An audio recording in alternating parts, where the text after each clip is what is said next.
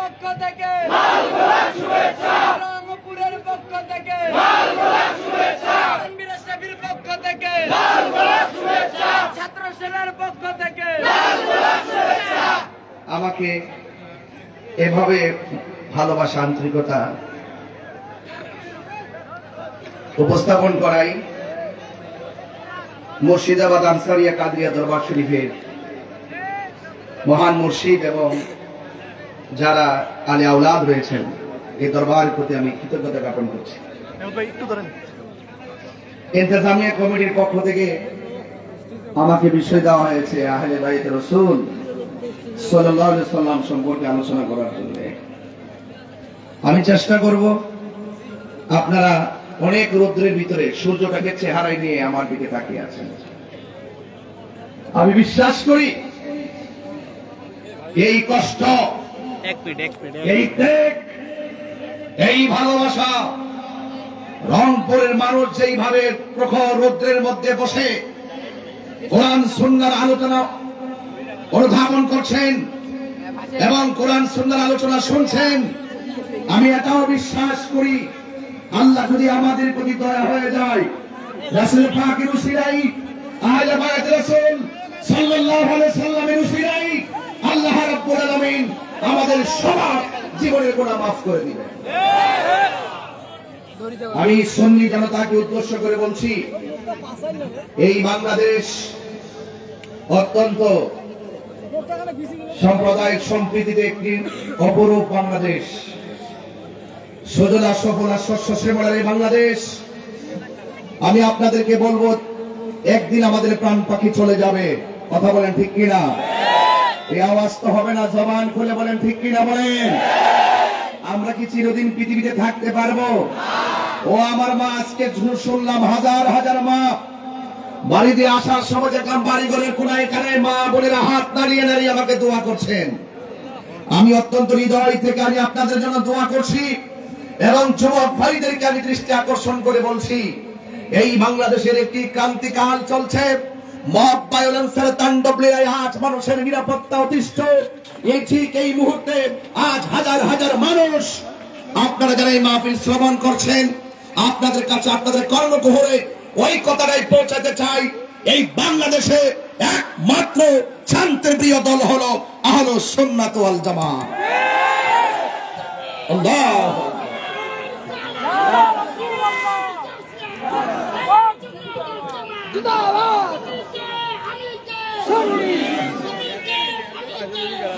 আমার বাবারা, আমি রংপুর ঢোকার আগেই আপনাদের এডিশনাল ডিআইজি মহোদয়কে ফোন দিয়েছি, ওনার কাছে আপনাদের মাহফিলের পোস্টারটা পাঠিয়েছি এবং এডিশনাল এসপি মহোদয় জয়নাল স্যারের কাছেও মাহফিলের পোস্টার পাঠিয়েছি, ওনার সাথে কথা বলেছি। উনি আজকের এই মাহফিলকে প্রটেক্ট করার জন্য আপনাদের প্রশাসন যেভাবে আমাকে রিসিভ করেছেন, প্রশাসনের সকলকে আমি ধন্যবাদ জানিয়ে আমি আমার আলোচনার দিকে ধাবিত হচ্ছি। আপনারা একটু মনোযোগ সহকারে শুনবেন। আল্লাহর হাবিব সাল্লাল্লাহু আলাইহি সাল্লাম বলেছেন, আমি তোমাদের জন্য দুইটা জিনিস রেখে যাচ্ছি, একটি হলো কোরআন আর একটি হলো সুন্নাহ। যদি বলে একটি কি? এই কথাগুলো বড় করে বলতে হবে। একটি কি? এই কোরআনে কোনো সন্দেহ আছে? কোন সংশয় আছে? এবং আরেকটি হলো সুন্নাহ। রাসূল করিম সাল্লাল্লাহু আলাইহি সাল্লাম বলেছেন, তোমরা যদি কোরআন এবং সুন্নাহকে আঁকড়ে ধরো তাহলে কখনো পথভ্রষ্ট হবে না। রাসূল করিম সাল্লাল্লাহু আলাইহি সাল্লাম আর একটি হাদিসে মুবারাকে বলেছেন, আমি তোমাদের জন্য দুইটা জিনিস রেখে যাচ্ছি, একটি হলো কোরআন আর একটি হলো আমার আহলে বাইত। তোমরা যদি এই দুইটার সঙ্গে মহব্বত রাখো তাহলে কখনো তোমরা পথভ্রষ্ট হবে না। আল্লাহর হাবিব বলেছেন, আমার আহলে বাইত হলো নূহ নবীর কিস্তির মতন। কথা বলেন ঠিক কিনা বলেন? নূহ নবীর কিস্তির মতন। নূহ নবীর কিস্তির মাঝে যারা উঠেছে, সেই প্লাবনে যেমন করে নবীকে অনুসরণ করে মহব্বত রেখে ওই নৌকাতে উঠেছে, তারা বেঁচে গিয়েছে। যারা উঠে নাই, যারা অবজ্ঞা করেছে, তারা প্লাবনে ডুবে গিয়েছে। বর্তমান ঈমান পরীক্ষার যুগে যাদের অন্তরে আহলে বাইতের মহব্বত থাকবে, পাক পাঞ্জাতের মোহাব্বত থাকবে। মৌলা আলী হায়দারে কারর মুশকিল কুশা শের খোদা মৌলা আলী রাদিয়াল্লাহু তাআলা আনহুর মোহাব্বত থাকবে। খাতুনে জান্নাত মা ফাতেমা জোহরা রাদিয়াল্লাহু তাআলা আনহার মোহাব্বত থাকবে। ইমামে হাসান মুজতবার মোহাব্বত থাকবে। ইমামে আলী মুকাম ইমামে হুসাইন রাদিয়াল্লাহু তাআলা আনহুর মোহাব্বত থাকবে। তখন মনে করো তোমার ডানে এক কালো ছায়া আসতে পারে, তোমার বামে একটা কালো ছায়া আসতে পারে, তোমার সামনে একটা কালো ছায়া আসতে পারে, তোমার পিছনে একটা কালো ছায়া আসতে পারে। এই প্রলোভন দেখিয়ে টাকা দিয়ে তোমার ইমানকে হরণ করার জন্য চেষ্টা করতে পারে।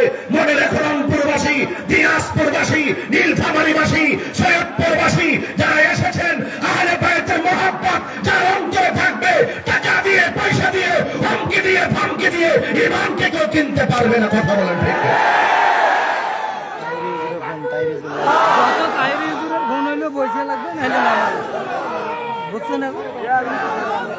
আমার ভাইয়েরা, অনেক গুরুত্বপূর্ণ বিষয়, কিন্তু এই বিষয়গুলো সহজ সরল মানুষের দেমাগে ডাউট উঠতে পারে।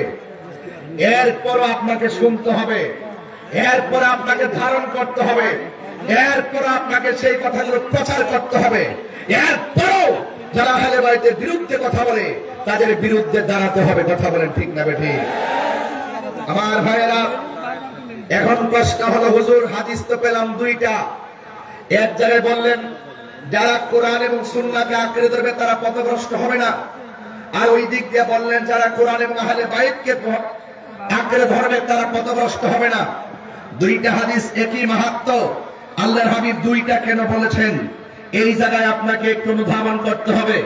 আল্লাহর হাবিব তো গায়েবের খবর দেনেওয়ালা, তিনি তো জানেন এমন একটি সময় আসবে যারা আমার আহলে বাইতকে ভালোবাসে তারাও বলবে সুন্নি, যারা ভালোবাসে না তারাও বলে সুন্নি, যারা সাহাবায়ে কেরামের পক্ষে আছে তারাও বলবে সুন্নি, যারা সাহাবায়ে কেরামের সমালোচনা করে তারাও বলবে সুন্নি, যারা মাজার ভাঙতে যায় তারাও বলে সুন্নি, যারা মাজার জিয়ারত করতে যায় তারাও বলে সুন্নি, যারা কবর থেকে 14 দিন পরে লাশ তোলে কবরে লাশের গায়ে আগুন ধরিয়ে দেয় তারাও বলে সুন্নি, যারা কবরে লাশকে সুরক্ষা করে তারাও বলে সুন্নি, যারা বলে এই পৃথিবীর মধ্যে সৃষ্টির মূল রাহমাতুল আলামিন তারাও বলে সুন্নি, যারা রাসূলুল্লাহর বিরুদ্ধে কথা বলে তারাও বলে সুন্নি।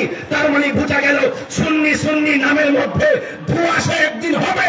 এই জন্য প্রকৃত সুন্নি হলো তারা যারা আহলে বাইতকে হৃদয়ে ধারণ করবে। কথা বলেন ঠিক কিনা?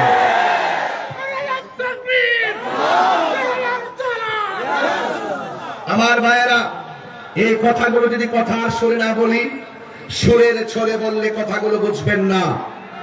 আমার রাসূলকে প্রশ্ন করা হলো, ইয়া রাসূলুল্লাহ আপনাকে কিভাবে সালাম দিতে হবে আমরা জানি, কিন্তু আপনার উপরে দুরূদ শরীফ পড়ব কিভাবে? আল্লাহর হাবিব সাল্লাল্লাহু আলাইহি ওয়াসাল্লাম বললেন তোমরা আমার উপরে দুরূদ পড়বে এভাবে, আল্লাহুম্মা সাল্লি আলা মুহাম্মদ ওয়া আলা আলি মুহাম্মদ। তোমরা আমার উপরে দুরূদ পড়বে, এখানে ওয়াও লাগিয়ে আরেকটা শব্দ বাক্য অ্যাড করেছেন, ওয়া আলা আলি মুহাম্মদ। ওয়া আলা আল মানে হলো আহল, আলে মুহাম্মদ মানে হলো নবীর আহলে বাইত, নবীর বংশধর। বলছেন নামাজের ভিতরে তোমরা আমার উপরে দুরূদ পড়বে, আমার যে আহলে বাইত আছে তাদের উপরে দুরূদ পড়বে। নামাজের ভিতরে এমপি কে সালাম দিলে নামাজ বাতিল, নামাজের ভিতরে মন্ত্রীকে সালাম দিলে নামাজ বাতিল, নামাজের ভিতরে মেয়রকে সালাম দিলে নামাজ বাতিল, নামাজের ভিতরে তোমার চেয়ারম্যানকে সালাম দিলে নামাজ বাতিল, নামাজের ভিতরে তথাকথিত কাউকে সালাম দিলে নামাজ বাতিল। অথচ নামাজের ভিতরে আমার নবীকে সালাম না দিলে নামাজ বাতিল হয়ে যায়। তার মানে কথা ক্লিয়ার, আকাশে উদীয়মান সূর্যালোকের মতো এবং রাতের আকাশে দীপ্যমান চাঁদের মতো ইউনিভার্সাল ট্রুথ, চিরন্তন সত্য। ইবাদত কবুলের পূর্ব শর্ত হলো নবীর মহব্বত, আর নবীর কথাকে জানে মানে, নবীর কথাকে সর্বগুণে জেনে মানার নাম হলো ঈমান। কারণ কবরে যাওয়ার পরে 3টা প্রশ্ন করা হবে। একটা প্রশ্ন হলো মার রব্বুকা, তোমার রবকে। 2 নম্বর প্রশ্ন হলো ওয়ামা দীনুকা, তোমার ধর্ম কি। এরপরে প্রশ্ন হলো ওয়ামা কুনতা তাকুলু ফি হাযা রাজুলি মুহাম্মদ, নবী সম্পর্কে তুমি দুনিয়ায় কি বলতে। এখন প্রশ্ন হলো তাহিরি হুজুর কেন কখনো নরম, তাহিরি হুজুর কেন কখনো গরম, তাহিরি হুজুর কেন ধর্মান্ধদের বিরুদ্ধে কথা বলে, তাহিরি কেন ধর্মদ্রোহিতাদের বিরুদ্ধে কথা বলে, তাহিরি কেন দেশদ্রোহীদের বিরুদ্ধে কথা বলে। কারণ এই দেশের মধ্যে এমন অনেক কিছু মানুষ বেরিয়েছে, কবরের মধ্যে তিনটি প্রশ্ন করা হবে। একটা হলো মাররাব্বুকা, তোমার রবকে, আমার রব হলো আল্লাহ। আরেকটা প্রশ্ন হলো ওয়ামা দীনুকা, তোমার ধর্ম কি। ও রংপুরের মানুষ, সিটি কর্পোরেশনের মানুষ, দিনাজপুরের মানুষ, আপনারা জবান করে বলতেই হবে আমাদের ধর্মের নাম কি। তিনবার কর,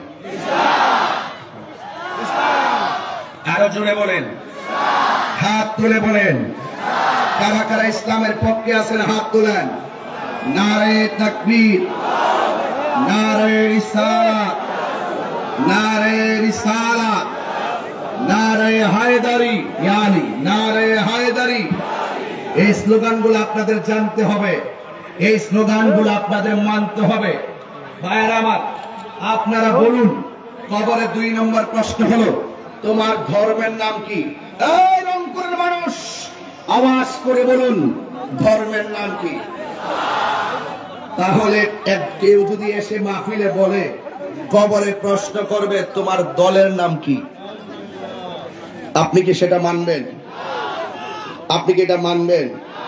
জিজ্ঞাসা করে তোমার দলের নাম কি, এটা কি জুতার ব্যবসা নাকি ধর্ম ব্যবসা?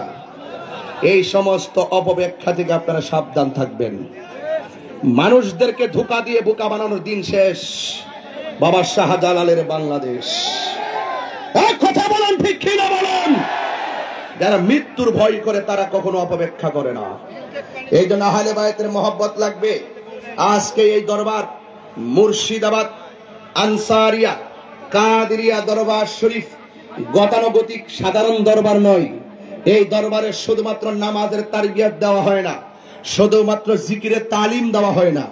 জিকির কোন রাস্তায় গেলে জিকির কবুল হয়, কোন পদ্ধতি গ্রহণ করলে নামাজ কবুল হয়, কোন আকীদা ধারণ করলে নামাজ কবুল হয়, সেই আকীদার সেন্টার হলো আমাদের দরবার। কথা বলেন ঠিক না বেঠিক? এই জন্য নিঃসন্দেহে নিরঙ্কুশ ভাবে সামাজিক ভাবে দরবারকে সমর্থন দিবেন, রাজনৈতিক ভাবে দরবারকে সমর্থন দিবেন, অর্থনীতি ফাইন্যান্সিং ম্যাটারে এই দরবারকে সমর্থন দিবেন। এই দরবারে যারা ঢুকে তারা কখনো সন্ত্রাসী হয় না, এই দরবারে যারা যাবে তারা কখনো চাঁদাবাজ করে না, এই দরবারে যারা যাবে তারা কখনো নেশা করে না। কথা বলেন ঠিক না বেঠিক? এই জন্য আপনাদেরকে বলবো আমাদের আসল ঘরের নাম কি, বিল্ডিং না কবর? এই কবরে চাইতে গেলে আহলে বায়তের মহব্বতের দরকার আছে না নাই? আমার তানভীর আশরাফী ভাই সামাজিক ভাবে যেহেতু সমাজ সেবক, তিনি তো সমাজের আলোকেই কথা বলবেন। আমি যেহেতু ধর্ম নিয়ে চর্চা করি, আমি তো ধর্ম নিয়েই কথা বলবো।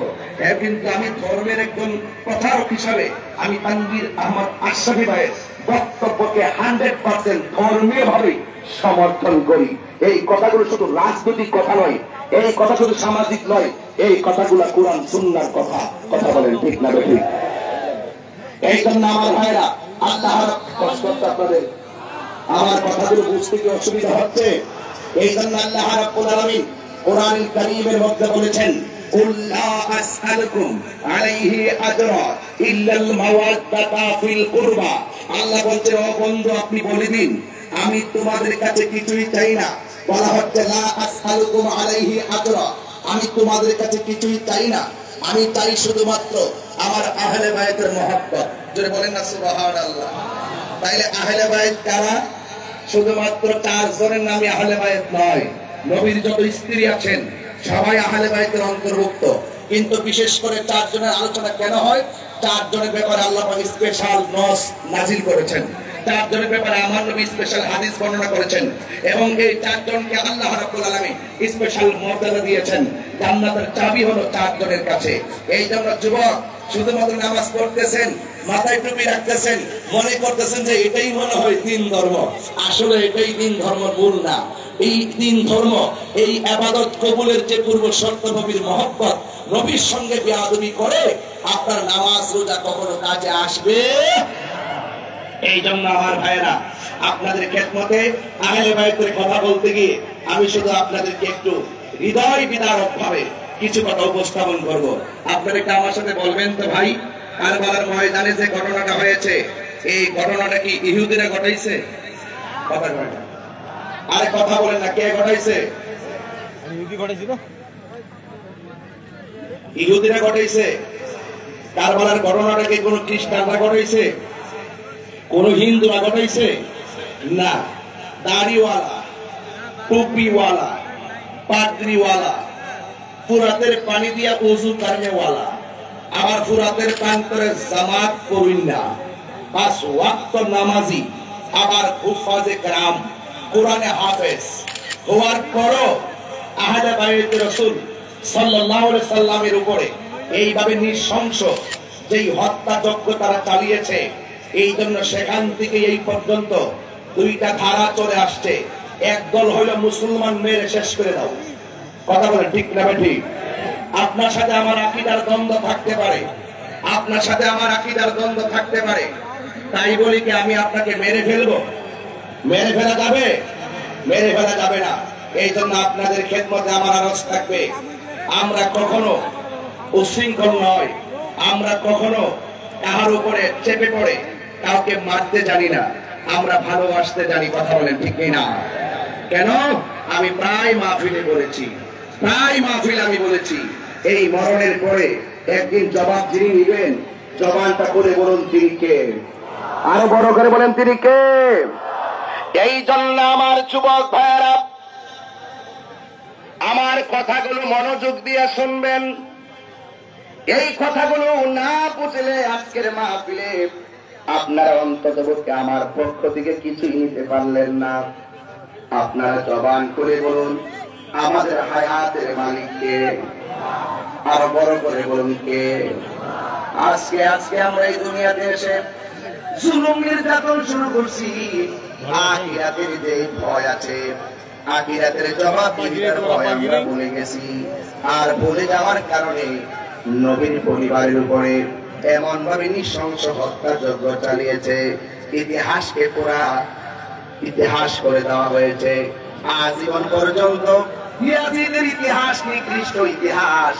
আর নবীর আওলাদ নবীর আহলে বাইত ইমামে হুসাইন রাদিয়াল্লাহু তাআলার ইতিহাস হলো একমাত্র প্রেমের ইতিহাস। এই জন্য ইমামে হুসাইন রাদিয়াল্লাহু তাআলা তিনি জীবন দিয়েছেন, কিন্তু ঈমান দেয় নাই। যদি তিনি অর্থের কাছে ঈমান দিয়ে দিতেন, আজকে আমার সমাজের ভিতরে এমন অনেক মানুষ দেখা যায় যারা পান্ডেল পাইলেই দুয়ার ভাষা পাল্টাইয়া যায়। জোরে বলেন ঠিক কিনা? যাদেরকে টাকা দিলে দুয়ার ভাষা পাল্টাইয়া যায়, এই সমস্ত মুনাফিকে আমরা সুন্নিরা জানি না। এই জন্য আমার যুবক ভাইয়েরা অনুরোধ করে বলি, আজকে পায়ে ধরে বলি, অনুরোধ করে বলি, আল্লাহ রাব্বুল আলামিন কোরআনের মধ্যে বলেছেন, হে পৃথিবীর মানুষ, তোমরা ইসলামের মধ্যে পরিপূর্ণভাবে প্রবেশ করো। কারণ মুনাফিকি যারা করবে, আল্লাহ বলছেন ইন্নাল মুনাফিকিনা ফি দারকিল আসফালি মিনান নার। আল্লাহ রাব্বুল আলামিন বলেন, নিশ্চয়ই মুনাফিক যারা হবে এরা জাহান্নামের সর্বনিম্ন স্তরে থাকবে। এই জন্য মুনাফিকদের সঙ্গে আমাদের কোনো সম্পর্ক নাই। মুনাফিক কারা হবে? শহীদুল্লাহ বাহাদুর সাহেব বলেছেন, তাহিরি হুজুর মাহফিল রাখলে মিস করে না। 1 নম্বর হলো আমরা জানি মুনাফিকের সংজ্ঞা, ইজা ওয়াদা আখলাফা, যে ওয়াদা করে খেলাফ করে তারা কোনো মুসলমান। এই জন্য সুন্নিরা তারা কোনো মুনাফিক, যারা ওয়াদা করে ওয়াদা খেলাফ করে তারা কোনো মুনাফিক। এই জন্য আমরা মুনাফিক হয়ে বাঁচতে চাই না। কথা বলেন ঠিক না বেটি? ও বন্ধু, 2 নম্বর হলো যখন তারা কথা বলবে মিথ্যা বলবে, যখন তার ওয়াদা করবে খেলাফ করবে। ইজা তুমিনা খানা, যখন তার কাছে আমানত রাখা হবে আমানতের খেয়ানত করবে। এই জন্য আমার ভাইরা, ও মা বোনেরা, খবরদার, যখন সমাজের মধ্যে কোনো ধরনের বাজে কথা চলবে, সমাজের মানুষ যখন শৃঙ্খল করবে, কোরআন সুন্নাহর বিরুদ্ধে যাবে, মান রাআ মিনকুম মুনকারান ফালিয়ুগাইয়িরহু বিয়াদিহি, যখন তোমরা সমাজের মধ্যে কোন ধরনের খারাপ কাজ দেখবে, তোমরা হাত দিয়ে সেটা প্রতিহত করবে। আমার নবী আপনার নবী বলেছেন যারা মন্দ কাজ দেখবে তারা প্রথম হাত দিয়ে প্রতিহত করবে। হাত দিয়ে প্রতিহত করার মতো যদি কোনো তার এবিলিটি না থাকে তাহলে জবান দিয়ে তাদেরকে প্রতিহত করবে। এরপরে যদি মুখ দিয়ে বলার মতো ক্ষমতা না থাকে তারপরে মনে মনে ঘৃণা করবে। এই তিনটার গুণের একটা গুণ যদি কার মধ্যে না থাকে, মুখ দিয়ে প্রতিবাদ করতে জানে না, হাত দিয়ে প্রতিবাদ করতে জানে না, অন্তর ঘৃণা করতে জানে না, বরং নাফরমানদের সঙ্গে মিলে মিলে চলে, আমার নবী আপনার নবী বলেন এদের অন্তরে যাররা পরিমাণ ঈমান নাই। কথা বলেন ঠিক কিনা? এই জন্য আমার ভাইরা নবীর আহলে বাইত ইমাম হুসাইন রাদিয়াল্লাহু তাআলা আনহু কারবালার মাঠে গেলেন। আল্লাহু আকবার বলেন। আল্লাহর পথে যারা জীবন দেয় তারা কি মরা না জিন্দা? আরো বড় করে না, মরা না জিন্দা? জিন্দা। আল্লাহর পথে যারা জীবন দেয় তারা হলো জিন্দা। আল্লাহ বলছেন ওয়ালা তাকুলু লিমান ইউকতালু ফি সাবিলিল্লাহি আমওয়াত বাল আহইয়াউ ওয়ালাকিন লা তাশউরুন। আল্লাহ রাব্বুল আলামিন বলেন যারা আমি আল্লাহর পথে জীবন দেয় এদেরকে তোমরা মৃত বলিও না, এরা হলো জিন্দা। এরা যে কেমনে জিন্দা এটা তোমরা বুঝতে পারো না। এই জন্য আমার আল্লাহর এক জায়গায় বলেন ওয়ালা তাহসাবান্নাল্লাযীনা কুতিলু ফি সাবিলিল্লাহি আমওয়াতা বাল আহইয়াউন ইনদা রাব্বিহিম ইউরসাকুন। আল্লাহ রাব্বুল আলামিন বলেন যারা আমি আল্লাহর পথে জীবন দেই, এই মুহূর্তে যদি আমার রংপুরের বাবারা এই মুহূর্তে যদি কেউ আমার নবীকে গালি দেয়, নাউজুবিল্লাহ কেন, এই মুহূর্তে যদি কেউ আমার নবীকে গালি দেয় তাইলে আমরা কি করে বসে থাকবো নাকি প্রতিবাদ করব? আমরা সবাই প্রতিবাদ করব।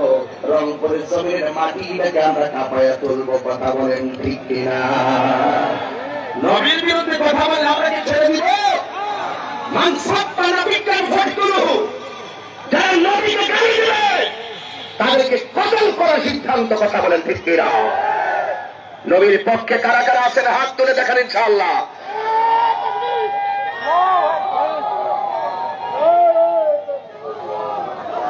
আমরা আমরা নবীর পাগলের কোনো ছন্দ আছে? আর যে ছন্দ আছে, আমরা নবীর জন্য জীবন দিতে চাই। আমরা আল্লাহর ওলিদের বিরুদ্ধে যদি কেউ কথা বলে তাদের বিরুদ্ধে লড়াই করতে চাই। কেন? এই দেশে ইসলাম আনছে না আল্লাহর ওলিগণ। কথা বলেন ঠিক কিনা?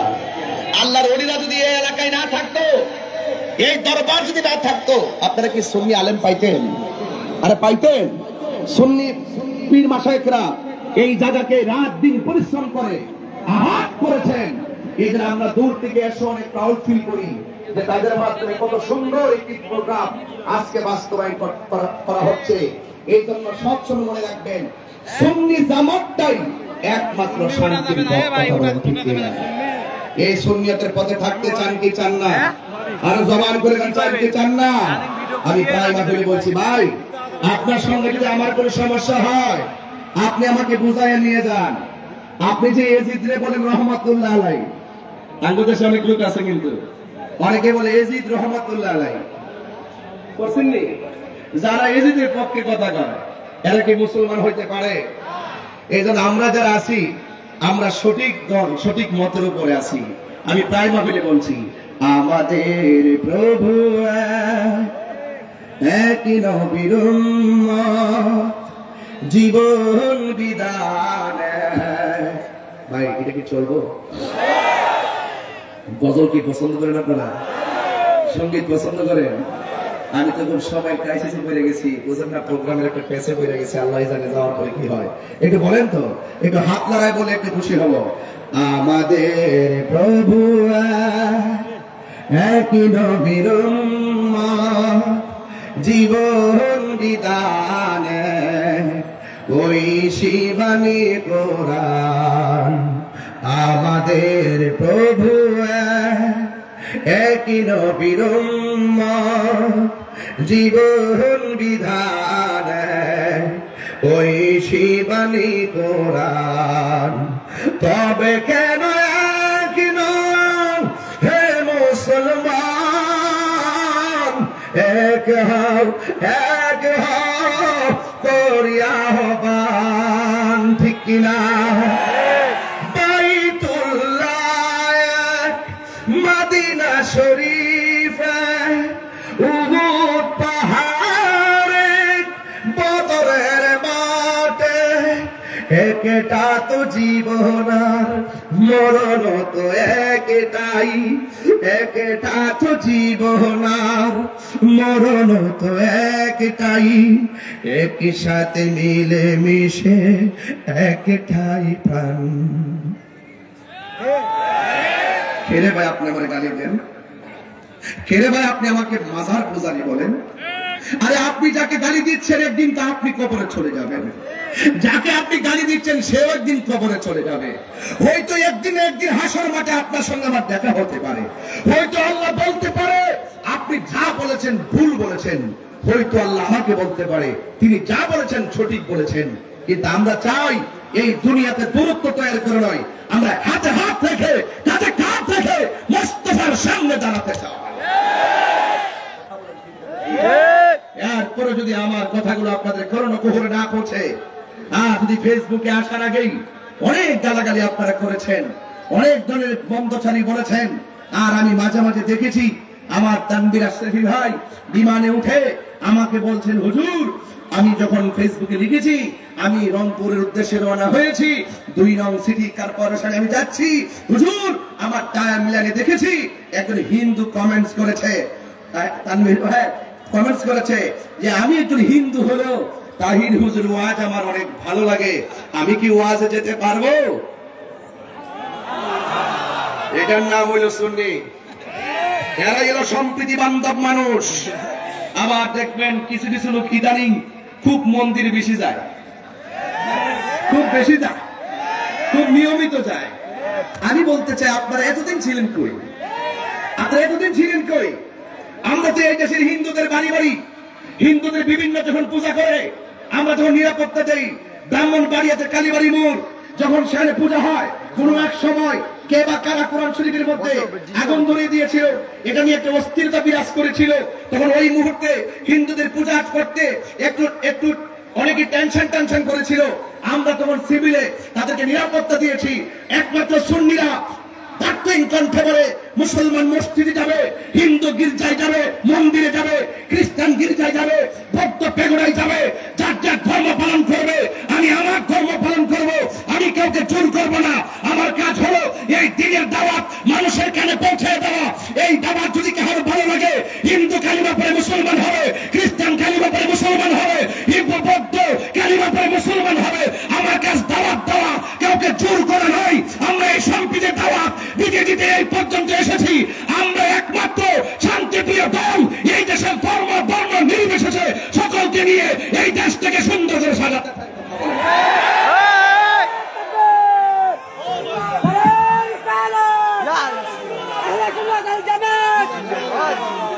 তুমি কে আমি কে, তুমি কে আমি কে,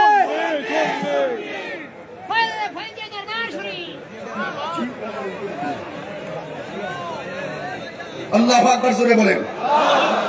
আপনারা কষ্ট পেয়েছেন? অনেক হিন্দুরা আমারে বলে, হুজুর এরা ইদানিং একটু আমার কাছে বেশি আসতেছে।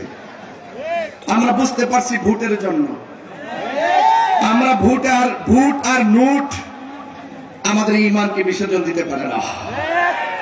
নোট এবং ভোট স্বার্থের ভোট, ক্ষমতায় যাওয়ার জন্য, চেয়ারে যাওয়ার জন্য, নিজের দেশের অস্তিত্বকে জলাঞ্জলি দিয়ে, নিজের ব্যক্তিত্বের অস্তিত্বকে জলাঞ্জলি দিয়ে, নিজের ধর্মকে জলাঞ্জলি দিয়ে আপনি ভোটে যাবেন, ওই চেয়ারে যাবেন যারা নিজের ব্যক্তিত্বকে নীতিকে বিসর্জন দেয় অর্থের কাছে, এবং যারা কোরআন সুন্নাহর কথা ব্যাখ্যা করে ক্ষমতায় যাওয়ার জন্য যারা বিভিন্ন কৌশল অবলম্বন করে, আমি তাদেরকে ডাক্তার কণ্ঠে রংপুরের জমিনে বলতে চাই, আহলে সুন্নাত ওয়াল জামাত এবং বৃহত্তর সুন্নি জোট একটাই কথা বলতে চাই, আমরা এই দেশের ভিতরে যারা ইসলামের অপব্যাখ্যা করে চেয়ারে বসতে চাই, যারা ইসলামকে কলুষিত করে চেয়ারকে বসতে চাই, আমরা নিজের নীতিকে বিসর্জন দিয়ে এই চেয়ার আমাদেরকে ডাকে, সেই চেয়ারকে আমরা লাথি মারি।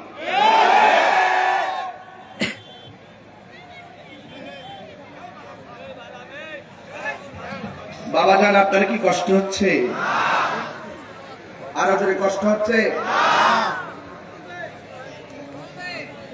আমার একটু কষ্ট হচ্ছে, কারণ আমি তো সোজা এসেছি আপনার স্টেজে, কথা বলেন ঠিক কিনা? গত রাত্রে 2টা প্রোগ্রাম করে আপনাদের রংপুরে এসে আপনাদের মহব্বত দেখে ক্ষুধার কথা বলে গেছি। এরপর আবার আমার লাইফ পার্টনারকে ডায়মন্ডের গিফট করা হয়েছে। আজকে তো বাড়িতে যাওয়ার পরে অনেক ধরনের কথা বলে তারপরে এটা সারপ্রাইজিং করবো ইনশাআল্লাহ। তোমার কি 12 বছর পূর্ণ হয়েছে?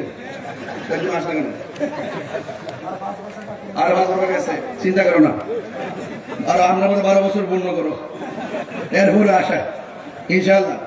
আর তোমার তো যে বসি 100 বছর কালে আবার করতে পারে, মারহাবা বছরে বলেন। এই বাবা, আপনারা কি আমার প্রতি রাগ করেন নাকি? তাহির কি খুব কঠিন মনের মানুষ? সত্যি করে বলেন, কঠিন মনের মানুষ? আমার দেখলে কি খুব কঠিন মনে হয়? আমার বক্তব্য শুনলে কি খুব রুক্ষ মনে হয়? এবং আমি যে কথাগুলো বলি এই কথাগুলি কি আপনার কাছে অপছন্দ মনে হয়? আমি চাই ভাই, দেশটা কাহারু একা না, দেশটা সবার। আমরা সবাই মিলে মিশে দেশটা সাজাতে চাই। ওই একজন থাকে ওই প্রান্তে, আরেকজন থাকে ওই প্রান্তে, মাঝখান দিয়ে মুনাফিক ঢুকে দুনো দলের মধ্যে দূরত্ব আরো বাড়াই দেয়। মুনাফিককে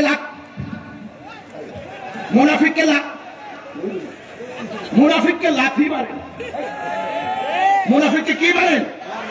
এই সমাজের দেখেন, আপনার বাড়ি আছে না, দেখবেন আপনার বাড়ির পাশেই মুনাফিক। জোরে বলেন ঠিক কিনা? এই মুনাফিকরা আপনার ঘরের সংসারে আগুন লাগাই রাখে, শাশুড়ি এবং বউয়ের মধ্যে দ্বন্দ্ব লাগাই রাখে, ভাইয়ে ভাইয়ে দ্বন্দ্ব লাগাই রাখে।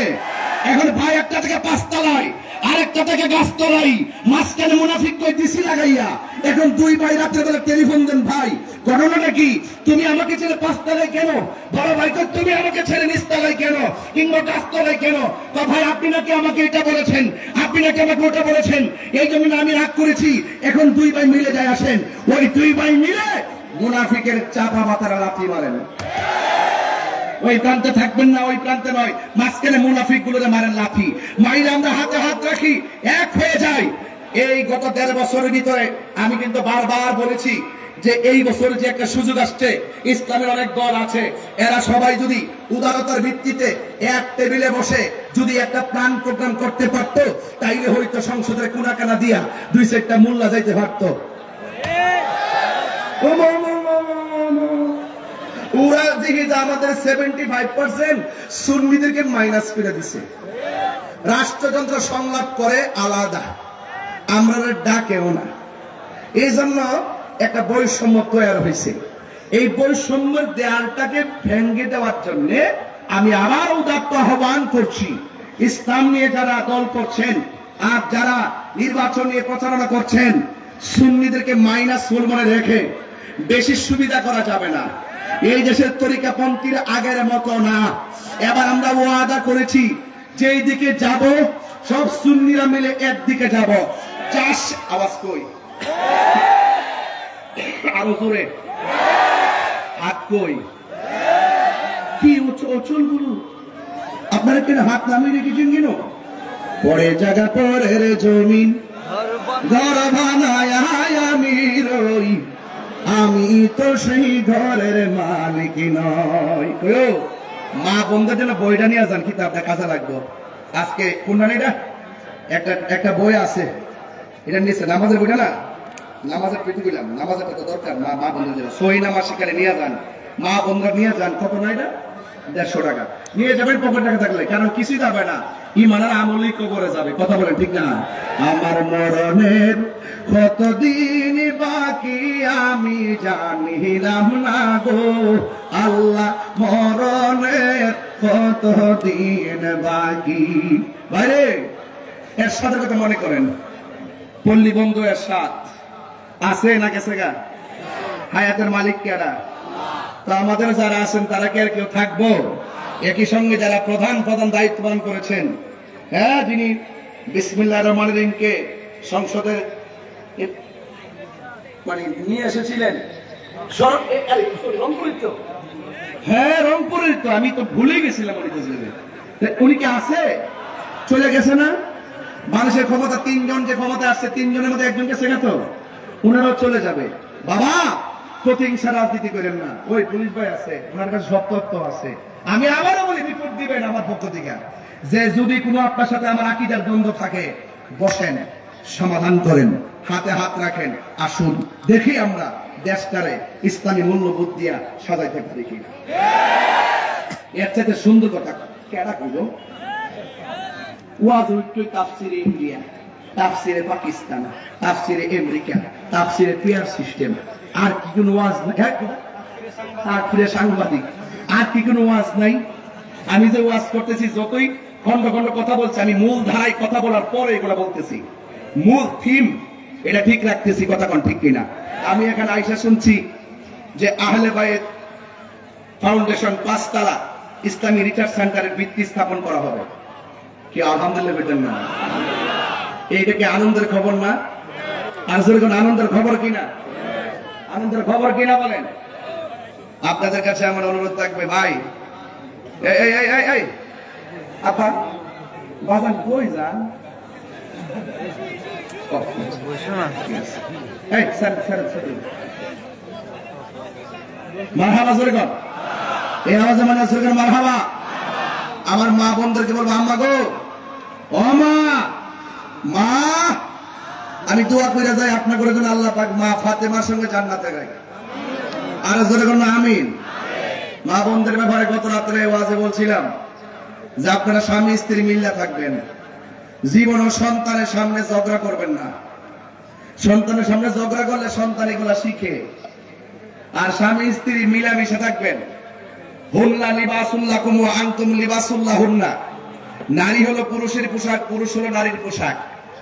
স্বামী শুধুমাত্র তারে হুকুম দিব আর শাসন করব, এটার নাম দাম্পত্য জীবন না। দাম্পত্য জীবন হলো আন্তরিকতার ভালোবাসা। কথা বলে ঠিক না? এই জন্য এই আহলে বায়েত ফাউন্ডেশন 5 তলা, এটার জন্য আমার কিছু কথা আপনাদের কাছে আছে। যদি কেউ না দেন, না দিবেন, কিন্তু উঠবেন না।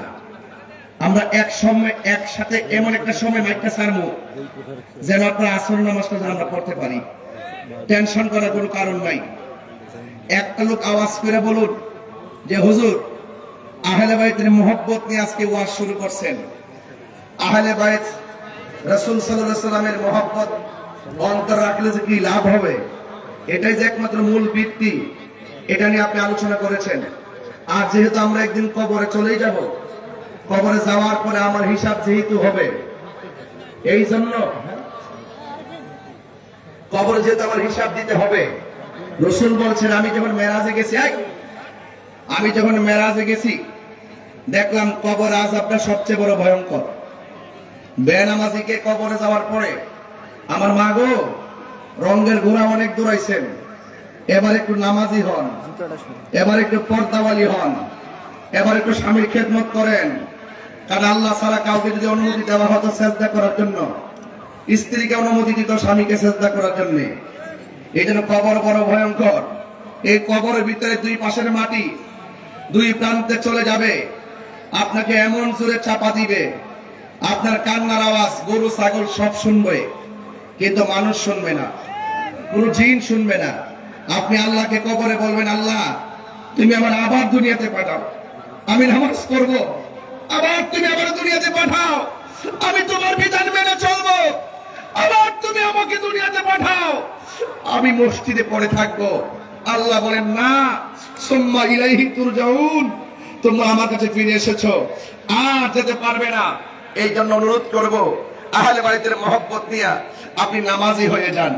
আর এখানে একটি ফাউন্ডেশন, একটা সেন্টার হবে, ভিত্তিপ্রস্তর হবে। আমি আপনাদের কাছে অনুরোধ করব, যে যতটুকু নগদ পারেন, নগদ তো দিবেনই, আমাদের লোকগুলো আসবে, আসলে সবাই দিবেন। আপনাদের এলাকায় কালেকশনের সিস্টেমটা কি আমি আসলে জানি না, কিভাবে করে সেটা আমি জানি না। আর আমি মূলত কালেকশন করতে জানি না।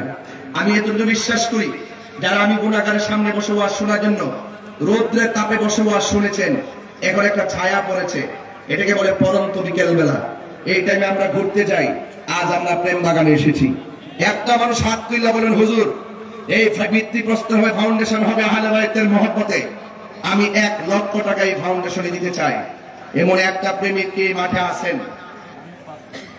হ্যাঁ, মাশাআল্লাহ। আমাদের হযরত আল্লাহ মাওলানা সৈয়দ আতিকুল হক আনাস আল হাসানী সাহেব, তিনি আহলে সুন্নাত ওয়াল জামাতের যুগ্ম সাংগঠনিক সচিব এবং পাকপানা সুন্নি মিশনের প্রতিষ্ঠাতা চেয়ারম্যান। তিনি দিবেন এই আহলে বাইত ফাউন্ডেশন 5 তলার জন্য ভিত্তিপ্রস্তরের সময় দিবেন 5 লক্ষ টাকা।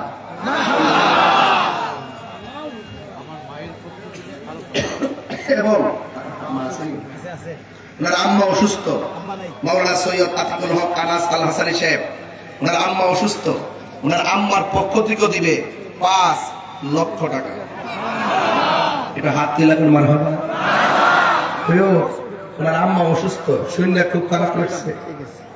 আমি যখন কালকে গাড়িতে উঠছি, আমার বাড়িতে যে ছেলেটা থাকে সে মেসেজ করেছে,